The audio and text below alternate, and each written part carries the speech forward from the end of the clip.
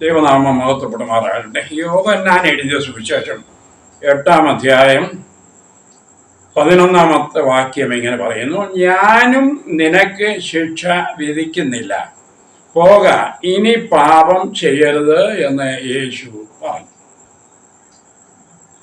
ദൈവത്തിൻ്റെ കുഞ്ഞുങ്ങളെ, പാപം എല്ലാ തലങ്ങളിലുള്ള ആളുകളിലും പരന്നിട്ടുണ്ട്.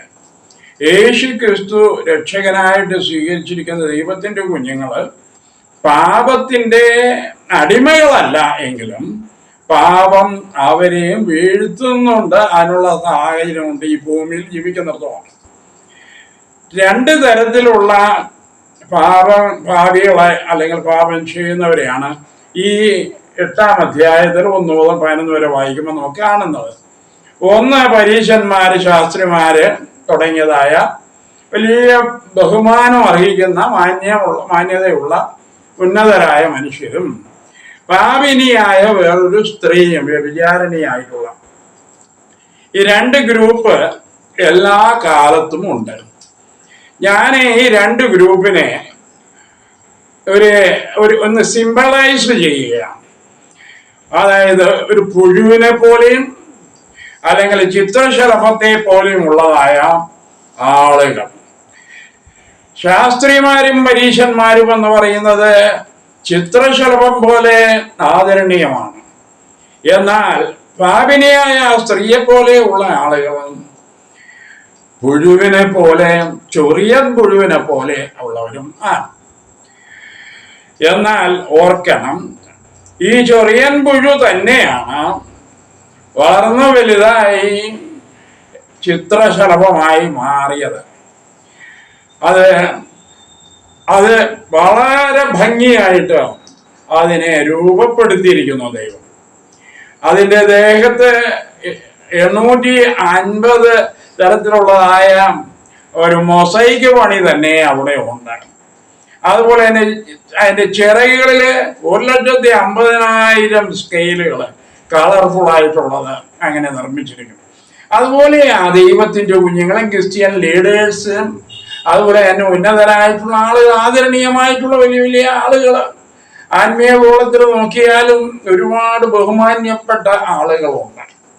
പക്ഷെ അവരുടെ ജീവിതത്തിലും ശാസ്ത്രിമാരും പരീശന്മാരുടെയും പാപം പോലുള്ള പാപം ഉണ്ട്. ദൈവത്തിന്റെ കുഞ്ഞുങ്ങളെ, ആ പാപിനിയുടെ പാപം എന്ന് പറയുന്നത് കള്ള് കുടിക്കാരൻ, അടിപിടിക്കാരൻ, കൊള്ള ചെയ്യുന്നവൻ, കള്ളൻ, അതുപോലെ തന്നെ ചീത്ത പ്രവൃത്തികളെ പരസ്യമായി ചെയ്ത് നടക്കുന്നവരാണ്. അവര് പുഴു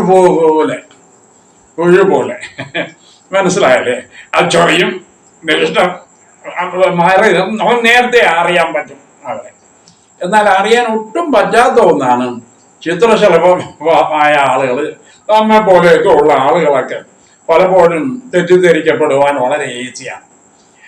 എന്ത് തന്നെ ആയാലും നമ്മെപ്പോലെയുള്ള ആളുകളായാലും ശരി തന്നെ, നികൃഷ്ടമായിട്ട് വളരെ മോശമായിരിക്കുന്ന ആളുകളായാലും ശരി, എല്ലാവരുടെയും ജീവിതത്തിൽ പാപം കടന്നു വരും. നമ്മൾ അതിൽ നിന്ന് രക്ഷ പ്രാപിച്ച് വിജയം വരിച്ചേ തീരൂ. എന്താ വഴി? എളുപ്പമുള്ള വഴി എന്ന് പറയുന്നത് എൻ്റെ അനുഭവത്തിൻ്റെ വെളിച്ചത്തിൽ കൂടെ ഞാൻ നിങ്ങളോട് പറയുന്നത്, രാവിലെ എഴുന്നേറ്റ് കർത്താവിൻ്റെ മുഖം അന്വേഷിച്ച് കർത്താവിനോട് പറയുക, കർത്താവ്, ഇന്ന് എനിക്ക് വേണ്ട ദയ എനിക്ക് വേണം, ദയ അതെന്നെ ചുറ്റിക്കൊള്ളണമേ. കർത്താവ്, എൻ്റെ ഹൃദയത്തെ അവിടുന്ന് പരിശോധന ചെയ്ത് എന്തെങ്കിലും വ്യസനകരമായ കാര്യങ്ങൾ ഒളിഞ്ഞു കിടക്കുന്നുണ്ടോ അതിനെ കണ്ടെത്തുവാൻ കൃപ തരണമേ. കർത്താവ്, ഇന്ന് എന്നെ വീഴാതെ വണ്ണം സൂക്ഷിക്കണമേ. അതുപോലെ തന്നെ കർത്താവ്, എന്നെ ഹൃദയത്തെ ആരാഞ്ഞറിയണമേ. എന്നെ പരീക്ഷയിൽ കിടത്തരുതേ, അപ്പം അനുവദിക്കരുത്, എന്നെ രക്ഷിച്ചുകൊള്ളണമേ.